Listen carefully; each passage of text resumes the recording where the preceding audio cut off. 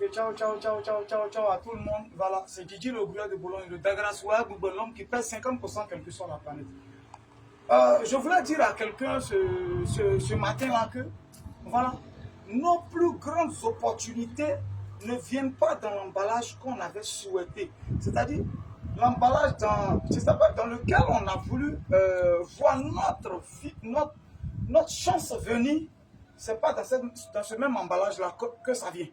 Je vais expliquer à quelqu'un.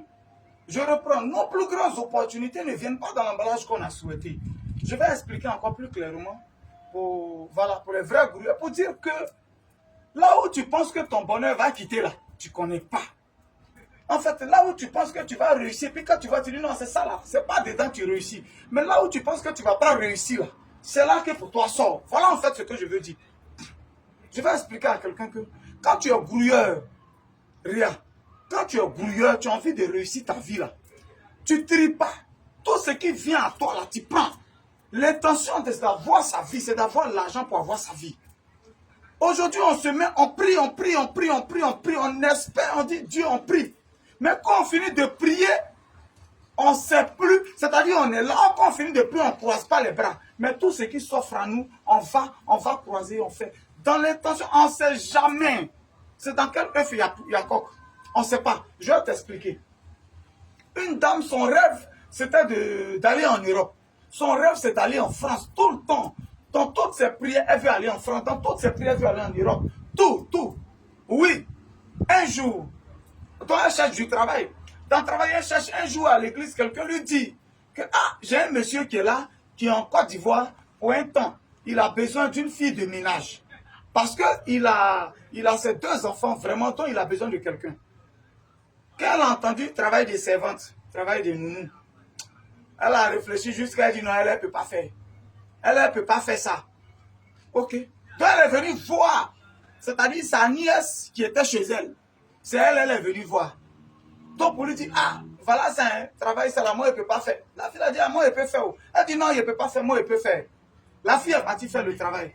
6 mois que le monsieur a passé en Côte d'Ivoire, la fille, bien, les enfants se sont habitués à cette dame-là. Les enfants se sont habitués. Quand ils voulaient repartir, les enfants, non, c'était plus bon. Les enfants étaient déjà habitués à cette dame. Le monsieur aimait la dame parce que les enfants, moi, par exemple, je dis tous les jours, tu es ma femme ou bien tu es temps pour moi. Si mes enfants t'ont aimé, tu as tout eu. Pour moi, là, ce n'est pas important. Pour moi, là, ce n'est pas important. Si mes enfants sont accrochés à toi, ils t'aiment, c'est tout. C'est l'essentiel, c'est primordial pour moi. Alors, le monsieur s'est dit non. Il s'est arrangé, rentré à l'ambassade, tout et tout, pour lui faire un visa. Quand il repartait en France, il est reparti avec la jeune fille. Il est reparti avec elle parce que ses enfants l'aimaient. Il est reparti avec elle. Quand ils ont appris, cette dernière qu'elle a appris, ce qu'elle ne pouvait dire, c'est si je savais. Si je savais, tu as rêvé à aller en France tout le temps. Ton rêve, c'est d'aller en France. Son rêve, c'était d'aller en France. Mais quand on veut aller en France, là, on ne regarde plus le travail qui vient à nous dans l'intention d'avoir l'argent et puis économiser, puis aller payer. C'est ce qu'on fait. On ne trie plus le travail.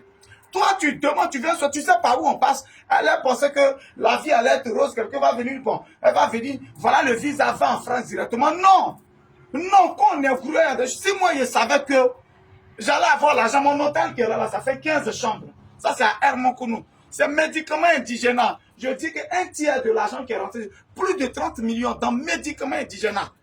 Que je vendais dans les rues, je préparais médicaments indigènes et mettais dans le bidon pour aller vendre aux gens médicaments de coco, c'est ça qui est vendu. C'est ça qui m'a donné l'argent en Europe. Qui savait, moi qui ai toujours pensé, peut-être que je vais être professeur de philosophie. Ou après un moment en Europe, quand j'ai fait mon salon de coiffure, je coiffais dans mon coin, je vendais tous les carreaux. Je pensais que c'est ça qui allait me donner l'argent. C'est un jour quand j'ai eu mal. Je travaillais tellement que je chiais le sang. Ou je déchargeais les voitures, je chiais le sang. J'ai demandé médicaments de coco, ils n'ont pas m'envoyer. C'est un médicament de coco qu'on m'a envoyé qui m'a sauvé là. Ça m'a fait bander fort. C'est ça qui a commencé avant et puis aujourd'hui, je livre en Californie. Je livre un peu partout. Je livre médicaments de coco partout. Qui savait que c'est dedans, il allait avoir l'argent? Les gens au début se sont moqués un peu, ça riait. Les gens rient un peu, se sont moqués un peu parce qu'ils font médicaments indigènes, ils font médicaments de coco en Europe. Je veux dire à quelqu'un, je veux parler à un aventurier, je veux parler à quelqu'un, à un grouilleur, pour dire qu'un grouilleur, il ne trie pas. Tu ne sais pas où ta chance va quitter. Un vrai grouilleur, il ne trie pas. Un vrai grouilleur ne trie pas. Si Kiki, moi, je me suis promené en Europe avec un médicament indigène pour femmes. Je ne savais pas que c'est ça qui allait me faire. Quand je voulais aller en France, moi, je te donne travail de servante, mais tu n'as rien, tu n'es rien. Il y a des gens, tu dis, toi, ton talent, c'est chanter. Mais en attendant, pour chanter là, il y a l'évangile est gratuit, mais l'évangélisation est payante. C'est-à-dire, solo, tout ça, il faut payer. Donc, il faut de l'argent pour ça. Sinon, l'évangile est gratuit, c'est la même chose. Tu dis, tu sais chanter, tu as un talent, tu sais chanter, oui. Mais en attendant pour rentrer en studio, pour que ça prenne, il faut le travail. Tu refuses maçonnerie, tu refuses rouler moto, tu refuses ton, tu cherches quoi? Tu penses que ça va venir, tu attends ton jour comment? Je vais dire à quelqu'un, un vrai grouilleur, il ne trie pas. Un grouilleur, c'est qu'il s'offre à toi, tu fais. Aujourd'hui, les gens, ils me voient, ils m'enfuient. Mais je me suis promené dans les rues de l'Europe, en train de vendre médicaments indigènes, coco et pirigeois. Pour être là, vous voyez les gens, vous les enfiez aujourd'hui, mais vous ne savez pas par où ils sont passés. Il faut travailler, un frère grouilleur, on travaille.